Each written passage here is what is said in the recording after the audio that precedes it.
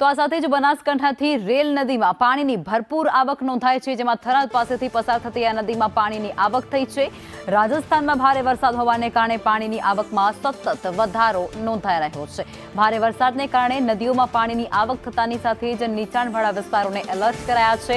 આ ધસમસતા પાણીના પ્રવાહ એ નદીઓના જોવા મળી રહ્યા છે। બનાસકાંઠામાં ભારે વરસાદ બાદ આ સ્થિતિ નદીઓની સામે આવી છે। આ રેલ નદીની તસવીરો છે, જેમાં અત્યારે ધસમસતા પાણીના પ્રવાહ જોવા મળી રહ્યા છે। ઉપરવાસમાં ભારે વરસાદને કારણે નદીમાં પાણીની આવક સતત વધવા પામી છે।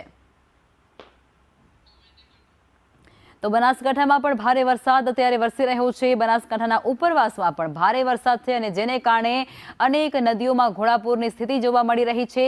ખાસ કરી રેલ નદીની આ તસવીરો સામે આવી રહી છે, જેમાં ધસમસતા પાણીના પ્રવાહ જોવા મળી રહ્યા છે। સંવાદદાતા જોડાઈ ચૂક્યા છે મારા જયંતિભાઈ, માફ કરશો, સ્થાનિક જોડાઈ ચૂક્યા છે જયંતિભાઈ, ત્યાંના રહેવાસી છે અને આ પરિસ્થિતિ શું છે તેના પર થોડો ચિતાર તે આપવાનો પ્રયાસ કરશે। જયંતિભાઈ, કઈ પ્રકારની સ્થિતિ અને કઈ પ્રકારની મુશ્કેલી તમને પડી રહી છે?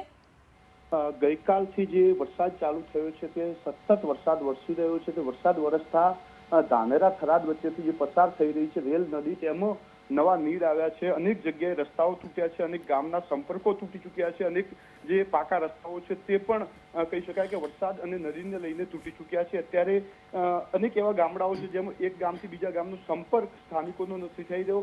સાથે જ હજુ પણ વરસાદની આગાહી છે તે જોતા લાગી રહ્યું છે કે આવનારા સમયમાં રેલ નદી આસપાસ રહેનારા લોકોને મોટું નુકસાન પણ થઈ શકે છે। જી જયંતિભાઈ, કુલ કેટલાક લોકો આમ અંદાજિતમાં પ્રભાવિત થયા છે પૂરને કારણે?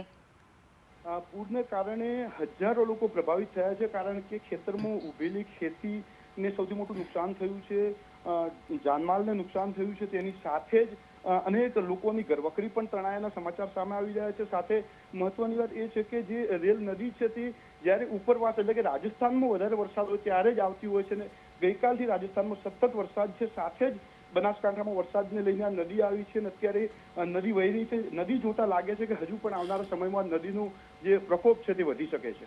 જી બિલકુલ, આભાર આપ જોડાયા તે બદલ।